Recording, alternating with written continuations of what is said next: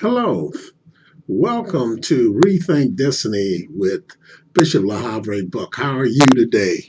We're just thankful to be able to be here with you today and to talk about a subject that just came up to my mind because of the holidays.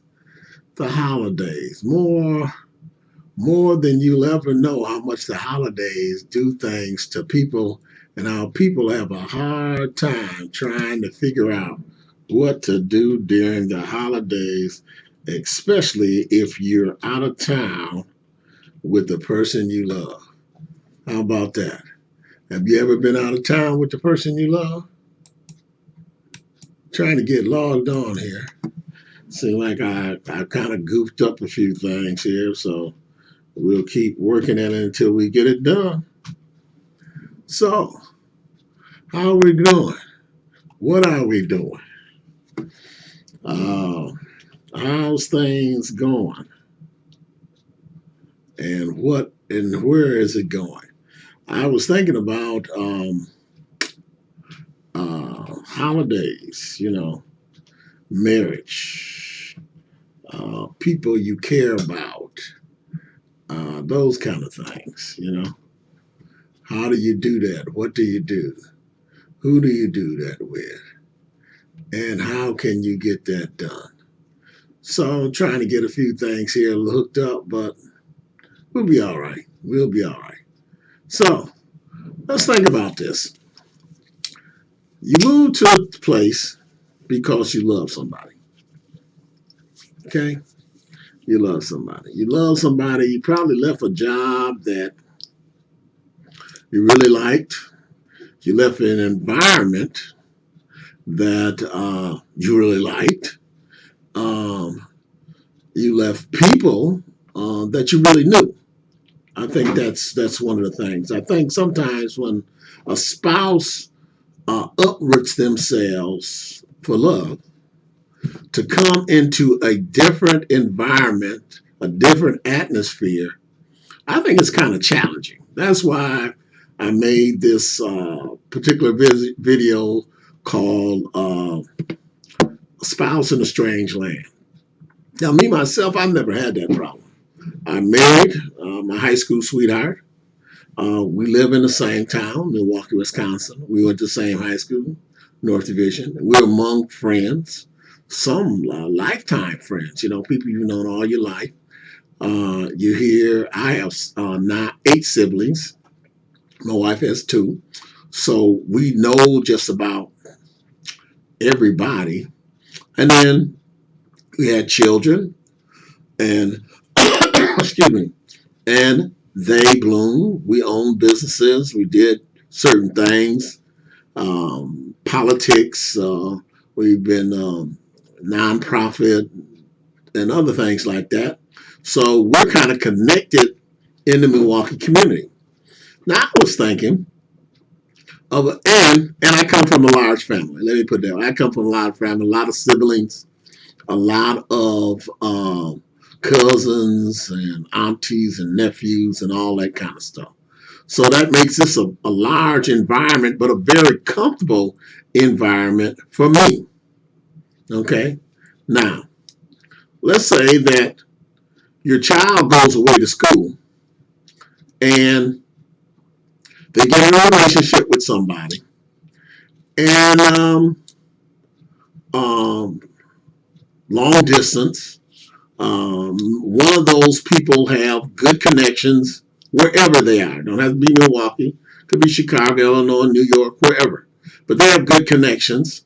The other spouse, the stable, well, maybe we shouldn't say stable spouse, but the spouse that is at home in an area,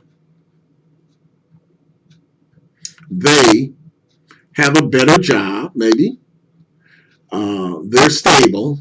So the other spouse, the other person, decides to relocate to the place where the more stable spouse is. Let's say that. All right. And then decides to come and try to get a job, work together, do kind of things that do all kind of things. You're trying to work with your spouse and things, and you try to put things together, and you work and you keep doing things to work your relationship, make your relationship better, and you kind of you move to their, let's say, their hometown. All right, well, you're actually a foreigner. You're in a strange place with strange people, other than the person you love. So you got to learn who these people are, find a job, connect. If your spouse in the town that you moved to has some connections, you're using that spouse's connections to get employment. Now, you have to be a person with a very, very strong position, personality, because if your ego is kind of whacked, you may get all upset because I got to use up all my spouse's resources. And sometimes maybe in the back of your mind, you're thinking, dang, if I'd have been at home, I'd have had a better job. I'd have been able to do better things. Maybe I'd have been fatherhood. And maybe you had a couple of things going on the side that really worked for you. Really worked for you. And now you're kind of like here. And so to keep some money on the table and don't look like you're freeloading, now that's my opinion. Maybe you take a lesser job, less qualified. Maybe I shouldn't say less qualified. Maybe I should say a job that you really don't like, but you need a job. So you take that job. All right, so let's see where you're at right now. You're in a town where the only person you know is your spouse. You're in a town with no connections, really. 2, 3. Every conversation you're in, you really don't know where it's going unless it's a general conversation, because most of these people are talking to your spouse about their history and not your history, because you don't have any history wherever you are. So here you are. And then maybe your spouse comes from a large family. A lot of people, a lot of things going on, a lot of connections. They're always around, blah, blah, blah, this and that and that. And you're a person that comes from a small family, not used to a lot of folks being around and in your business talking all the time. So you are basically a spouse in a strange land for love. Now, that's a tough situation. And I really can't tell you how it feels because I've never lived in that situation. As I stated, I'm a Milwaukee, Wisconsin native. I've been here all my life except for the 4 years I was in the military. I came home. And my wife is a Milwaukee, born in Milwaukee, Milwaukee native. We're from here. So, and family and all those things. So when you think about it, you may, if your ego ain't tight, if you don't know who you are, if you don't know, you're not sure of yourself, this is probably going to be a hard place. That's probably going to be a hard place for you to be. Okay, hard place for you to be. And how do you work with that? How do you work with that? I think one of the first things that you should do, tell your spouse, I'm not feeling this. I'm kind of not so much with this. I'm kind of, I ain't really getting it, and it's pretty tough.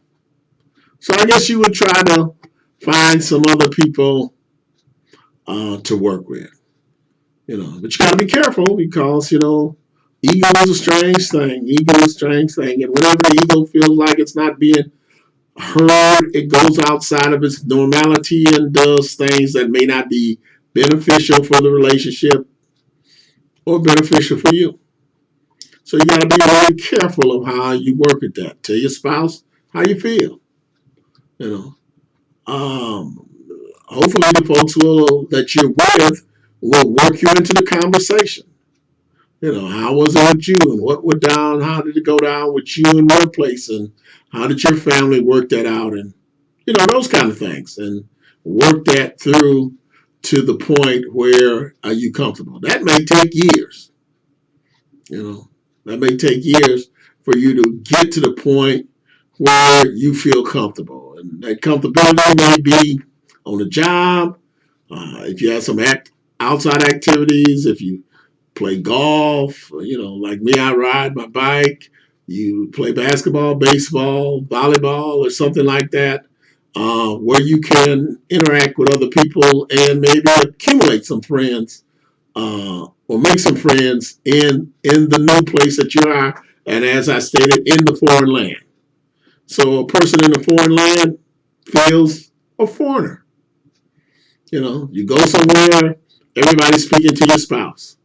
Your spouse introduces you. This is my husband or my wife, and we just got married, and we're up here, and we're really, making it.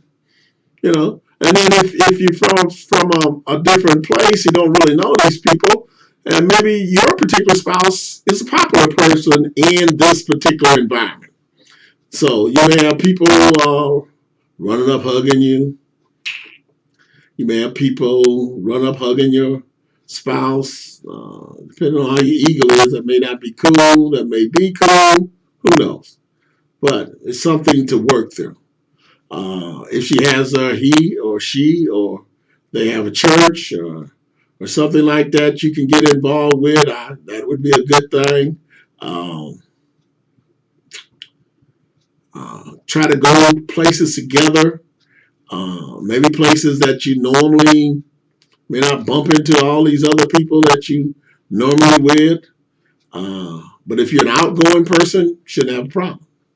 You just connect, you talk, you do your thing. You do the thing like you would have done it if you had been at home. You talk to the people, you come in, hey, my name is LaHaver Buck, new in town, trying to get around, trying to figure out what's going on. Hey, can you give me a break? You know anybody that's going on? You know anybody doing anything that I can get involved in?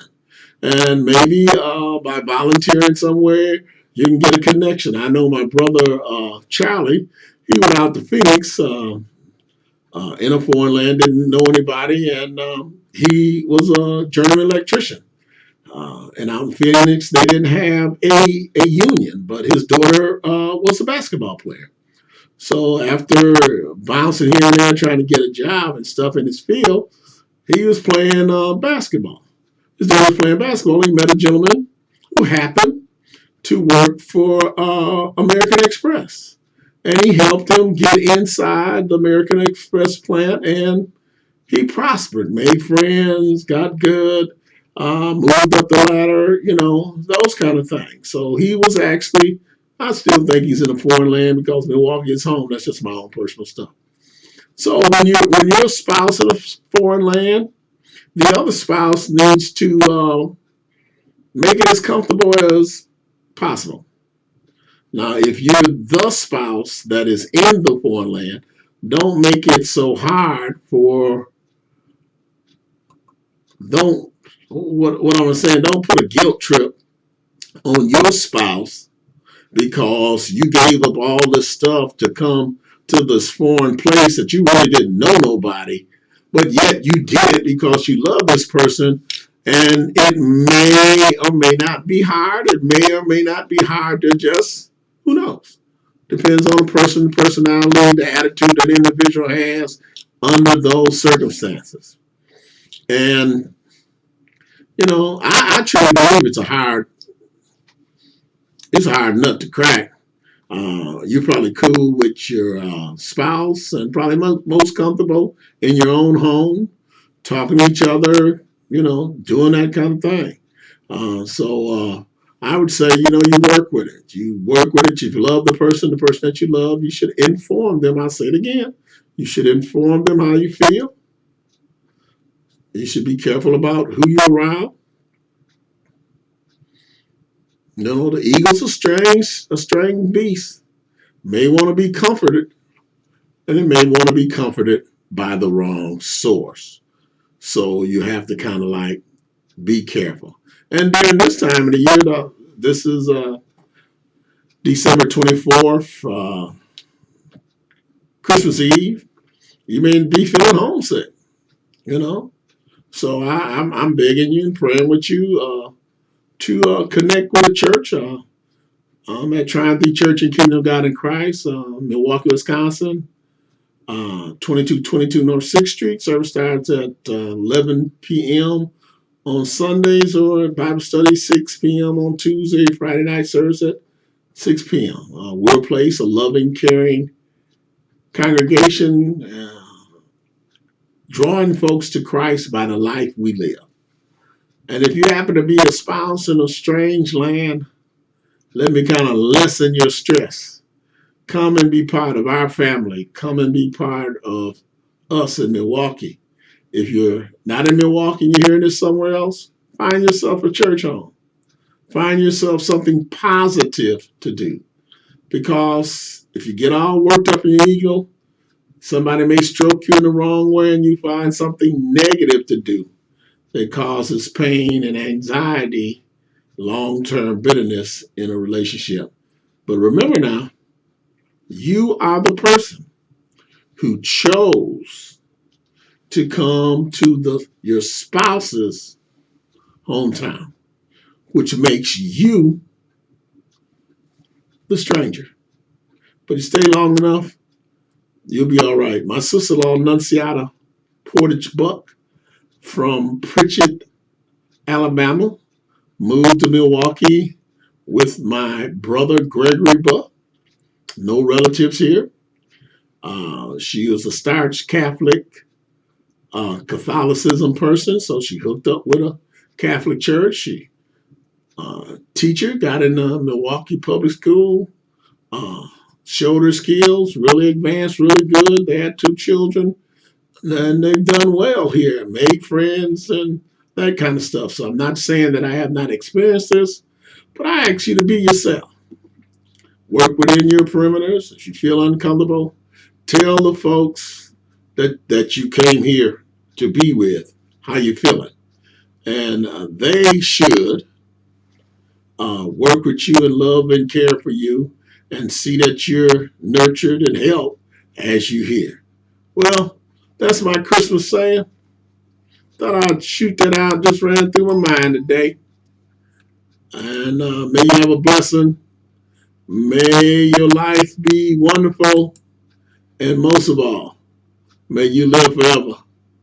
And I